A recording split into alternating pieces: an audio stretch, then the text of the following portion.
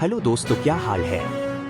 आज तारीख है 2 अक्टूबर, दिन बुधवार, हिंदी तिथि आश्विन पूर्णिमा। और आइए बात करते हैं आज की मुख्य समाचार में दिन भर की 30 बड़ी खबरों पर नजर डालते हैं।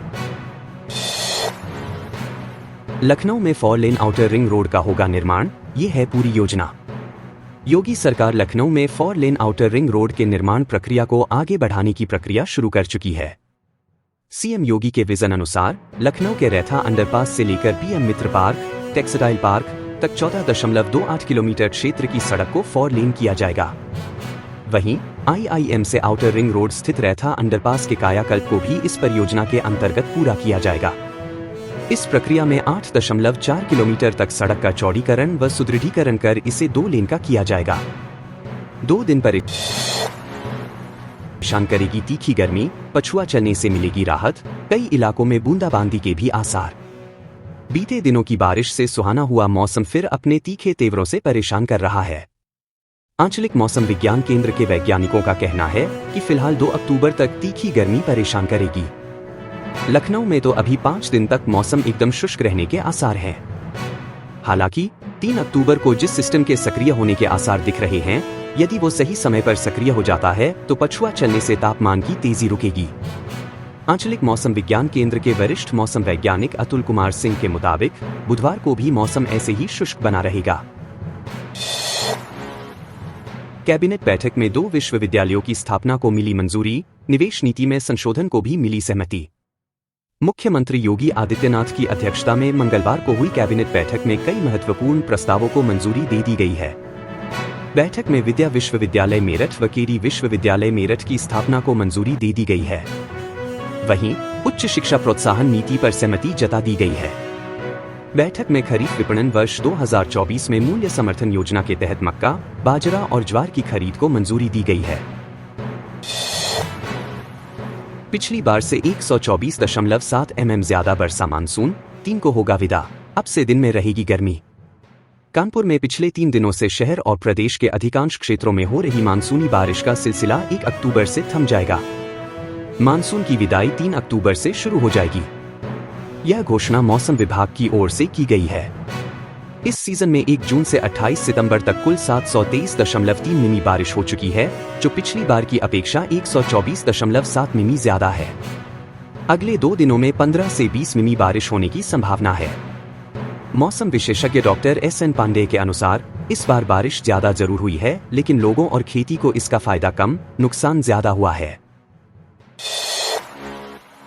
संचारी रोग अभियान का शुभारंभ, डिप्टी सीएम बोले डेंगू मलेरिया की रोकथाम के लिए मिलकर काम करेंगे 13 विभाग। संचारी रोगों की रोकथाम के लिए जागरूकता जरूरी है। सरकार लगातार संचारी रोगों के खात्मे की दिशा में प्रयास कर रही है। साल में अलग अलग माह में अभियान चलाया जा रहा है। आज से संचारी रोगों को खत्म करने के लिए टीमें घर घर जाएंगी।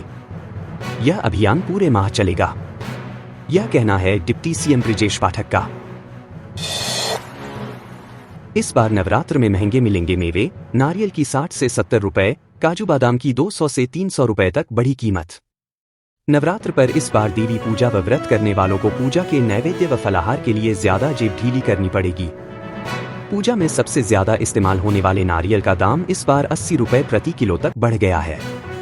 वहीं काजू और बादाम की कीमत 200 से 300 रुपए बढ़ गई है। मखाना पहले ही 1200 से 1800 रुपए प्रति किलो तक बिक रहा है। नवरात्र का पर्व 3 अक्टूबर से शुरू हो रहा है। ऐसे में बाजार सज गए हैं।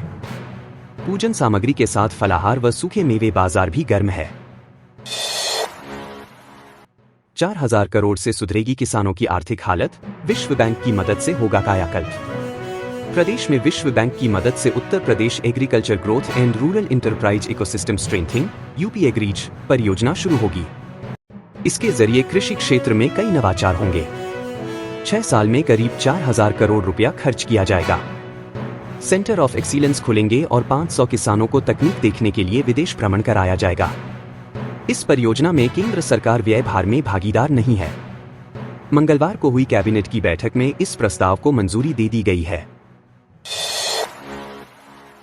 भाजपा नेता समेत 4 पर दहेज हत्या का केस, तीसरी मंजिल से पत्नी को धक्का देने का मामला। मुरादाबाद में पत्नी को घर की तीसरी मंजिल से धक्का देकर गिराने के मामले में भाजपा युवा मोर्चा के उपाध्यक्ष शरद कौशिक समेत 4 पर दहेज हत्या का मुकदमा दर्ज हुआ है। आरोप है कि शरद कौशिक, उसकी मां सुषमा, बड़े भाई कपिल कौशिक व विवेक कौशिक दहेज के लिए शरद की पत्नी स्नेहा को परेशान करते थे। शरद व स्नेहा की शादी 29 नवंबर 2023 को हुई थी। इसके बाद से ससुराल वाले स्कॉर्पियो व 10 लाख रुपए कैश लाने को लेकर उत्पीड़न करते थे। विकेट ने लेना शुरू किया टर्न, अब स्पिनरों की बारी। कानपुर टेस्ट में कहर बनकर टूटेंगे गेंदबाज। खेल भले ही आखिरी दिन का ही बचा हो, पर बांग्लादेश के लिए टेस्ट बचाना मुश्किल हो गया। विकेट ने टर्न लेना शुरू कर दिया है। सोमवार को बांग्लादेश की दूसरी पारी में सिर्फ 11 ओवर में गिरे दोनों विकेट अश्विन के खाते में जाना विकेट के बदलते मिजाज को बता भी रहा है। जाहिर है कि अश्विन और जडेजा इसका पूरा फायदा उठाएंगे।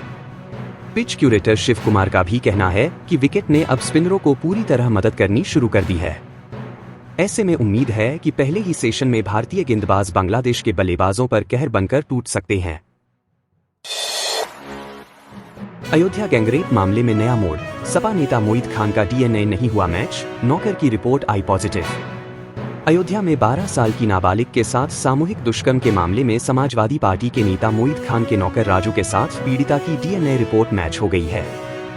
हालांकि सपा नेता के साथ पीड़िता का डीएनए मैच नहीं हुआ, लेकिन सामूहिक दुष्कर्म के मामले में किसी एक आरोपी के साथ रिपोर्ट मैच हो जाने से अपराध की पुष्टि होती है। मेडिकल साइंस से जुड़े विशेषज्ञों के अनुसार यदि एक आरोपी 70 वर्ष का है और दूसरा 25 वर्ष का, तो युवा आरोपी से डीएनए मैच होने की संभावना अधिक होती है।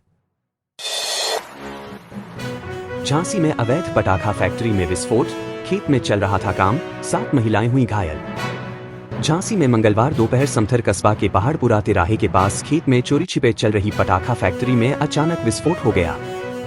विस्फोट होने से वहां आग लग गई। हादसे में 7 महिलाओं समेत एक युवक गंभीर रूप से घायल हो गया। घायलों को मेडिकल कॉलेज ले जाया गया। यहां 4 महिलाओं की हालत नाजुक बताई जा रही है। कस्बा निवासी आतिशबाज बन्ने खां सरकारी जमीन पर चोरी छिपे पटाखों का निर्माण करा रहा था। दुष्कर्म के बाद प्रदर्शन के दौरान हुई मारपीट पर छात्रों को किया गया सस्पेंड, 11 माह बाद हुई कार्रवाई। आईआईटी बीएचयू में छात्रा से सामूहिक दुष्कर्म का विरोध और पीड़िता के लिए न्याय मांगने वाले छात्र छात्राओं को बीएचयू प्रशासन द्वारा निलंबित कर दिया गया है। प्रशासन द्वारा यह कार्रवाई घटना के 11 महीने बाद की गई है।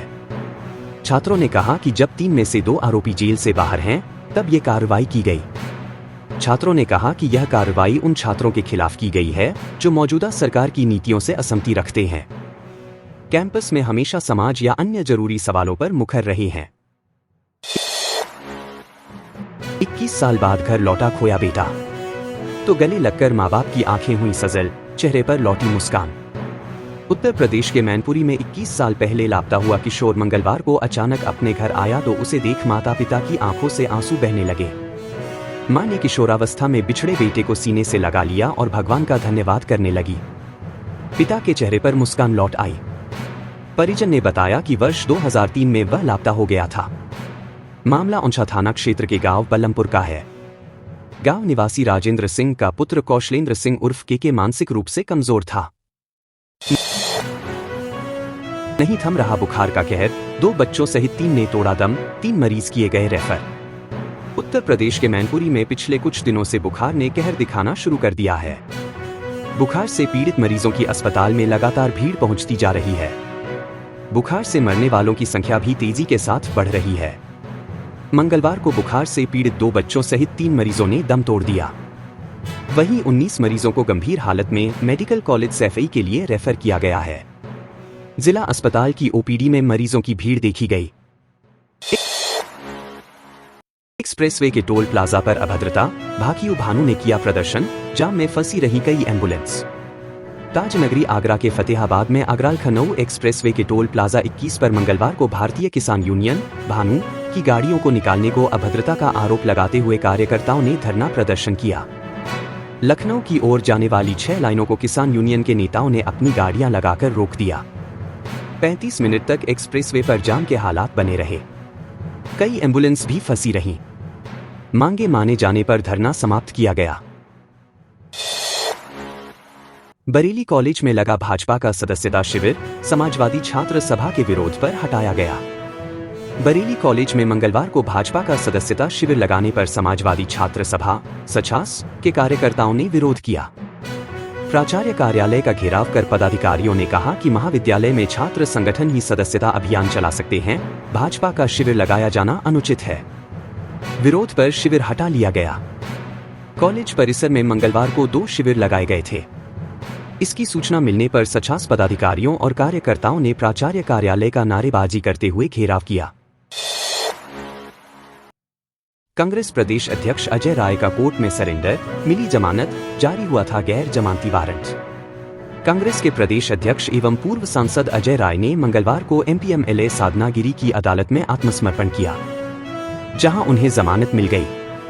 4 साल पूर्व कोविड महामारी में दर्ज मुकदमे में कोर्ट ने गैर जमानती वारंट जारी किया था। मामले में सुनवाई की अगली तिथि 5 अक्टूबर को नियत की गई। सोनभद्र के कुंभाकांड की बरसी मनाने के लिए कांग्रेस के निवर्तमान प्रदेश अध्यक्ष अजय कुमार उर्फ लल्लू 16 जुलाई 2020 को समर्थकों संग गोपीगंज मार्ग से होकर जाने वाले थे। लखनऊ में विजिलेंस की बड़ी कार्रवाई, आय से अधिक संपत्ति के मामलों में 5 अफसरों के ठिकानों पर छापेमारी।